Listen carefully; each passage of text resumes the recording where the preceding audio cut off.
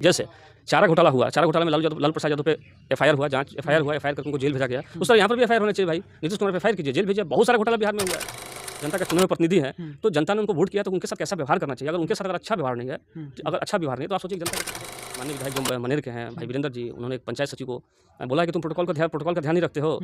तो कहीं ना कहीं ये बात तो सच्चाई है। आप किसी को जाइए ना, आपके औकात का पता चल जाएगा। आप थाने में जाइएगा तो आपके साथ किस तरह का व्यवहार किया जाता है। कोई प्रोटोकॉल फॉलो नहीं। जो जनता का सम्मान होना चाहिए, क्योंकि जनता के टैक्स के पैसे से हम चाहे कोई जनता के टैक्स के पैसे से कोई भी जनप्रतिनिधि है, जनता के टैक्स जूता से मारने लगेंगे, ये कहाँ तक सही हमारे है? कहने का मतलब है कि कोई भी चीज़ है लोकतांत्रिक ढंग से बात होना चाहिए। देश लोकतंत्र है, एक स्वस्थ लोकतांत्रिक देश में स्वस्थ भाषा का प्रयोग, एक हेल्दी भाषा का प्रयोग होना चाहिए।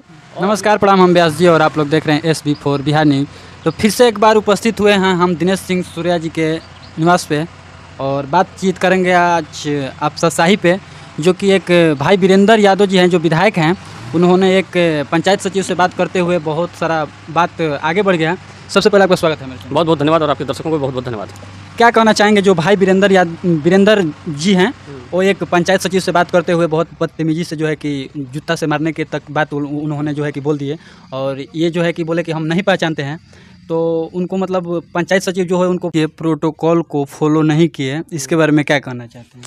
देखिए, वो मनेर के विधायक हैं, मनेर के माननीय विधायक हैं भाई वीरेंद्र यादव जी। और आप अफसरशाही पे चोट की बात कर रहे हैं। अफसरशाही जो है इतनी काफ़ी बिहार में आप जनता से भी पूछ सकते हैं, आप किसी से भी पूछ सकते हैं। अफसरशाही इस बिहार में इतनी काफ़ी हावी हो चुकी है कि कोई भी जनप्रतिनिधि हो, चाहे पंचायत का जनप्रतिनिधि हो या आपके विधायक हो, सांसद हो, मान्य, बहुत ऐसा उदाहरण आप देखने को मिलेगा।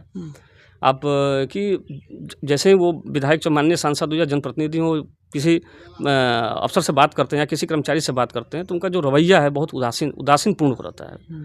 तो इसी कड़ी में आप इधर बहुत ज़्यादा एक वीडियो वायरल हो रहा है, ऑडियो वायरल हो रहा है, जिसमें माननीय विधायक जो मनेर के हैं भाई वीरेंद्र जी, उन्होंने एक पंचायत सचिव को बोला है कि तुम प्रोटोकॉल का ध्यान नहीं रखते हो।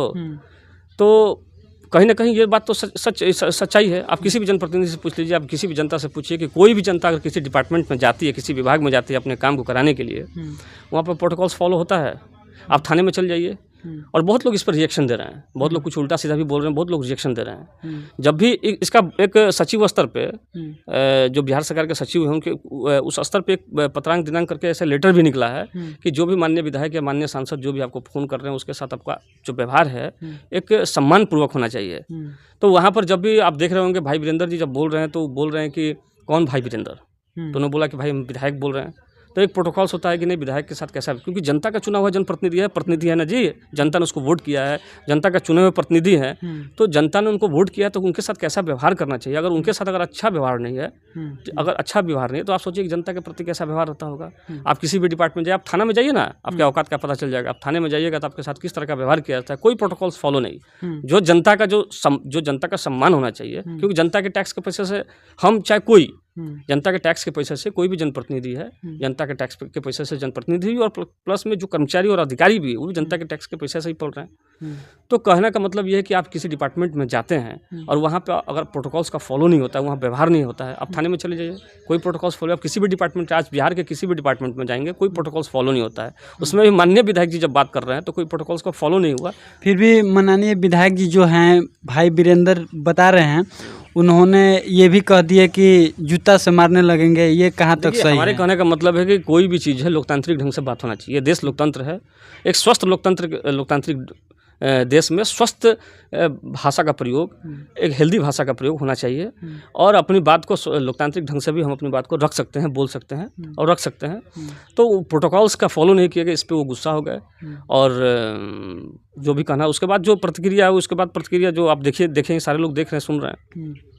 अभी एक बहुत ज़्यादा सोशल मीडिया पे वायरल हो रहा है कि 71,000 करोड़ का जो है कि बिहार सरकार में जो है कि घोटाला के चर्चा बना हुआ है, इसके बारे में क्या कहना है? क्या का रिपोर्ट आया है जिसमें 70,000 करोड़ 70,877 करोड़ का शायद उसमें हिसाब किताब नहीं मिल रहा है। तो उसमें जांच होनी चाहिए, एफआईआर होनी चाहिए, जो भी संबंधित लोग उस पर एफआईआर होनी चाहिए। और हम तो यहाँ तक कहेंगे कि नीतीश कुमार के जुरिडिक्शन में, यानी मुख्यमंत्री वो सीएम वो हैं, और उनके क्षेत्र में, क्षेत्राधिकार में अगर इस तरह का घोटाला हुआ है तो उन पर एफआईआर होना चाहिए, और एफआईआर के संबंधित अधिकारी और संबंधित नेता जो भी हैं उन पर एफआईआर करके उनको जांच करके एफआईआर होगा कैसे जब उन्हीं का सरकार है, केंद्र में भी उन्हीं का सरकार है, तो फिर कैसे होगा? ये सिस्टम नहीं है। सिस्टम का मतलब क्या है? सिस्टम आज तो सिस्टम उल्टा पुल्टा हो गया है सब। सिस्टम का मतलब ये है कि सिस्टम ऑटो मोड में काम करना चाहिए, ऑटोमेटिक काम करना चाहिए, ना ही वो किसी का फेस देखे, ये सीएम फेस है, ये पीएम फेस है, ये विधायक जी हैं, मंत्री जी, उनका बिना फेस देखे हुए सिस्टम को ऑटो मोड में काम करना चाहिए। जैसे चारा घोटाला हुआ, चारा घोटाला में लालू प्रसाद यादव पे एफआईआर हुआ, एफआईआर हुआ, एफआईआर करके उनको जेल भेजा गया। उस तरह यहाँ पर भी एफआईआर होना चाहिए भाई।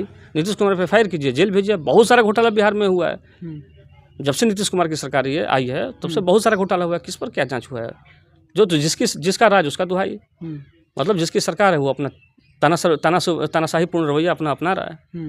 एक और वीडियो बहुत तेज़ी से वायरल हो रहा है, जो भोजपुर जिला के जोइनिया गांव है, वो पूरा गांव के गांव बाढ़ में जो है कि गंगा मैया के गोद में जो है कि समा गई। अभी तक वहां पे सरकार के कोई भी आदमी और सरकार की तरफ से कोई भी अभी मदद उन लोगों का नहीं मिला है।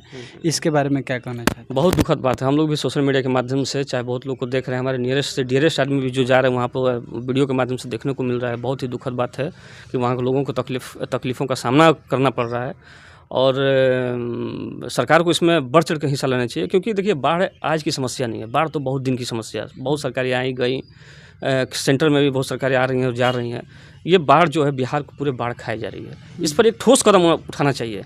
हमारे पास ऐसे बहुत सारे इंटेलेक्चुअल आदमी हैं। वहाँ के जो ग्रामीण जनता है उन लोग का कहना है कि 900 करोड़ लगभग वहाँ पे पैसा जो है कि पास हुआ था, पर ठेकेदार के द्वारा आए थे लोग, थोड़ा थोड़ा बालू भर के चले गए। जितना पैसा है इधर उधर करके मतलब खा गए। फिर भी माने ऐसे क्यों हो रहा है कि मतलब जो पैसा बाढ़ से बचाने के लिए जो है कि बांधने के लिए आया था, वो लोग पैसा इधर उधर करके जो है कि पूरा के पूरा जोनिया गांव के वो लोग खा गए। देखिए ये बहुत ही दुर्भाग्य की बात है कि बाढ़ के नाम पर इतना पैसा 900 करोड़ रुपया आता है और उसमें लोग घोटाले कर जाते हैं। तो ये तो बाढ़ ऐसे विपदा के आपदा के आप कोरोना के काल में आप देख लीजिए। कोरोना काल में भी इस तरह का बहुत सारा पैसा गवर्नमेंट के द्वारा आया था, उसको लूट खसोट किया गया।